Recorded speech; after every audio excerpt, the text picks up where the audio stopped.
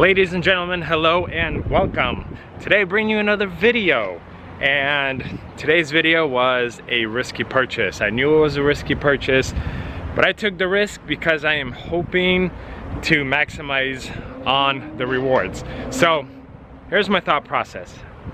In front of me is a Ford Escape, kind of like what you guys see right there, the silver one, except this one is black. I will show it to you in just a few moments. But my thought process was, I purchased it from a bank, it was a repo, and it has no keys. So, the risk I took is that this vehicle is a run and drive, and the previous owner just didn't pay for it, so the bank repoed it, and they don't have the key. Because typically, if you buy a repo with keys, it could have potential issues, meaning that something major happened, it's a non-runner, but the buyer or the owner has no intent in paying for a broken vehicle and they can't afford to fix it. So they peacefully, more or less, allow the repo guys to come in and take it, and they will hand over the keys, the title, everything that they have. This is not the case from what I've gathered. I have no keys out for this vehicle, so I'm hoping that this was a good running vehicle, they just couldn't pay for it.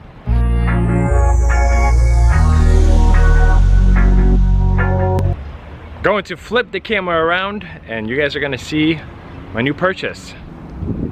So as most of my deliveries, this vehicle got dropped off last night. Off the trailer, it went into the spot. So we were able to put the transmission into neutral and we rolled it essentially. So this vehicle came out of Seattle. I don't know if anything's gonna work. I feel buttons, so it's electric. It's not one of those. Oh, okay, so no power steering. This is what I saw yesterday. I did not know about it, but it's not a big deal. I have replaced power steering pumps before. Oh, it's toasty in here now. Looks like we have a spare. It's a smoker's car. I'd say probably moderate. It's not light, it's not super heavy, but it's definitely not light. Looks like interior's in pretty decent shape. I'll probably need a detail. Yeah, I will take it through a detailer. If I remember correctly, guys, this one had like 99,000 miles, which is pretty darn good. We could turn that off. But again, no keys unless I kind of poke around here and find something, which, yeah, honestly, I don't think we will. I checked the oil level yesterday. Clearly, I didn't start it. Oil level was just at the bottom, but it seemed like it was fresh. So, I don't know. That could mean anything. It looks like front tires were studded at some point. Yeah, they have the holes for studs, but they are not studded now. Rear tires are different. Let's see if we have anything in the glove box. There's some kind of connector for music. But yeah, it doesn't look like we have keys. Oh, and this is pushed back and busted. Doesn't look like it's moving, but maybe we will need to get a new bezel. I believe I've replaced these before in a Ford. Not super difficult, but we got a moonroof, dark interior, dark headliner, essentially black on black car. So my game plan from here is actually call the Ford dealer, see if they could cut me a key. I don't know if it's a programmable. I don't know if it's a programmable key. I think I got it this time, or not. But at least they could cut it, they could make it, and then I guess if it needs to go to the dealer before it could turn over and start the motor, then I will have to trailer it there or hire someone to do it for me. I don't know, I haven't decided yet.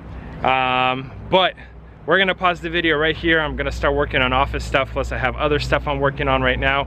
But this is the new project. Within, I think, next few seconds, you guys are gonna get the latest update. Well, this is really weird. I just called the Ford dealership here in town, asked them what the process would be to get a key made for that Ford Escape. And they told me that Ford deletes their key codes after 10 years. So he said that the oldest one he would be able to help me with is a 2011, and this is a 2009. So he said I have to call a locksmith, which is really weird because just last year I got a key made for a 1994 Subaru at the Subaru dealership, and they had everything. Yeah, kind of really odd, but thankfully I have a few locksmith numbers saved in my phone, so I'm gonna reach out to them, see what the price would be, what the process would be, if they could come out and get it done. I mean, honestly, it might be easier this way. 2 hours later. Locksmith guy is here. His name is Nick. I had 3 locksmith guys saved in my number.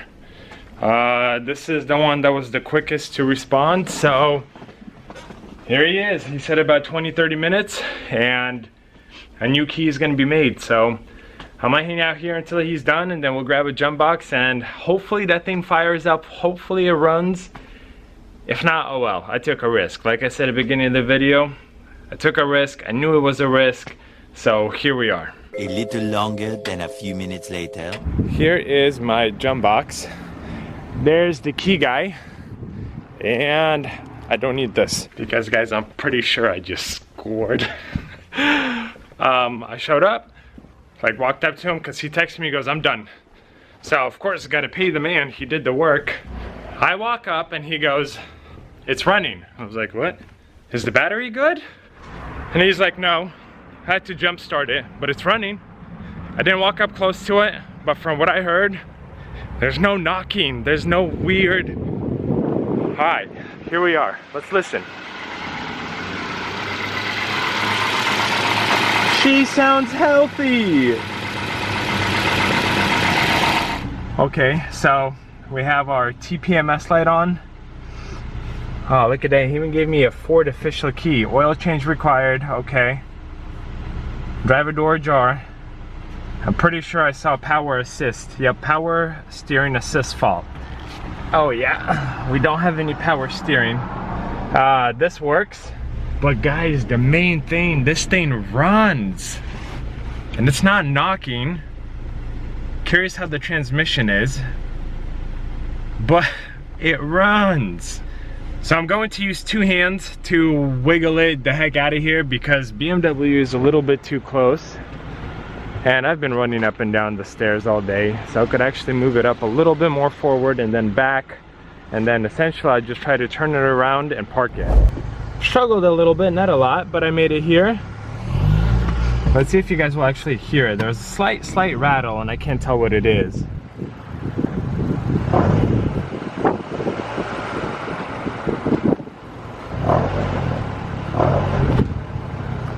It's almost like exhaust, or I don't know. It doesn't sound mechanical, so I am not worried about it.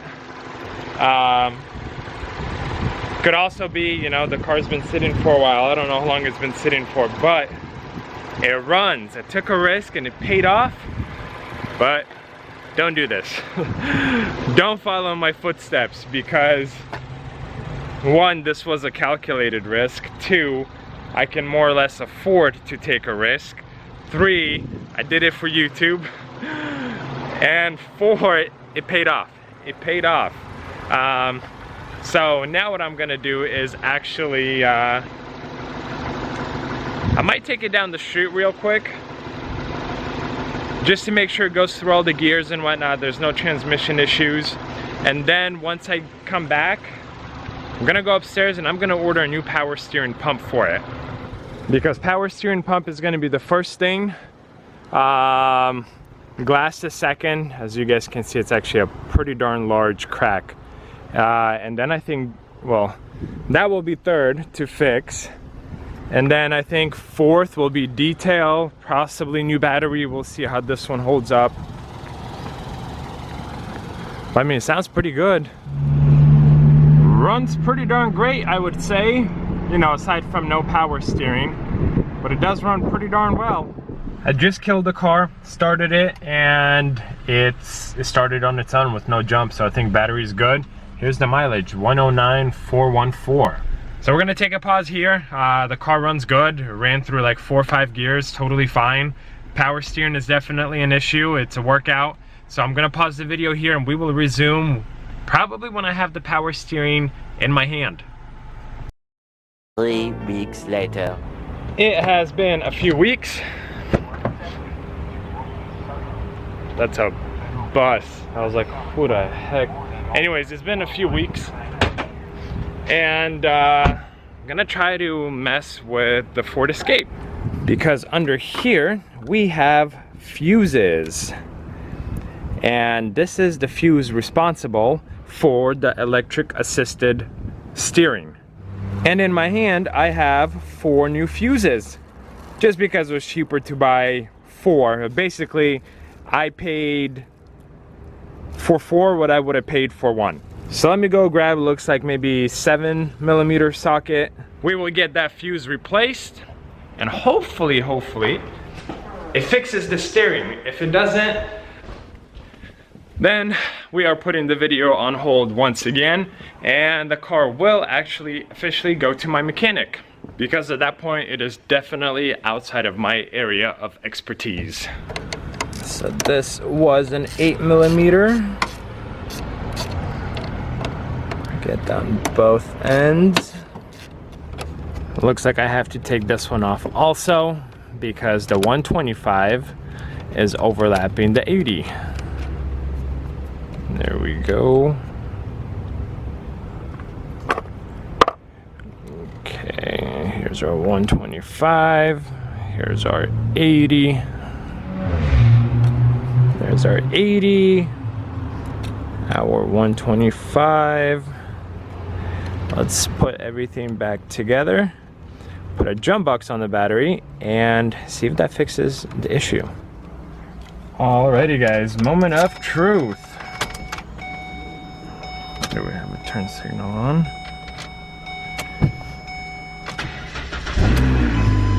Check brake system. Tire pressure sensor fault. Ooh, no, we still have no power steering.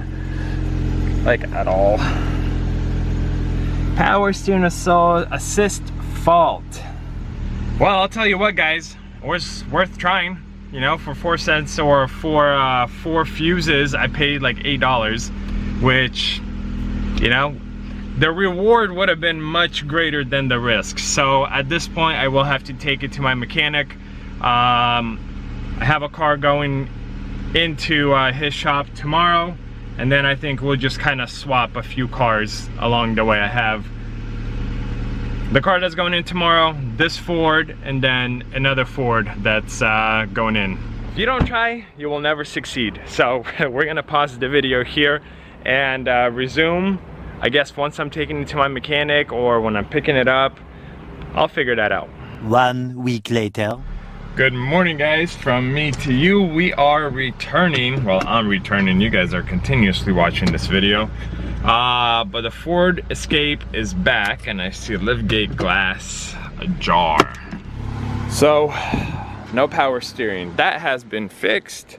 As you guys can see, easily turn everything. With parts and labor, I am about $350, maybe $400 into the new power steering. But it works, you know? I mean, it's super easy to turn the wheel now. And no power steering would have been a deal breaker for a lot of people. So I'm glad that's taken care of. I am heading to the lot right now and kind of give you guys a little bit more update on this vehicle.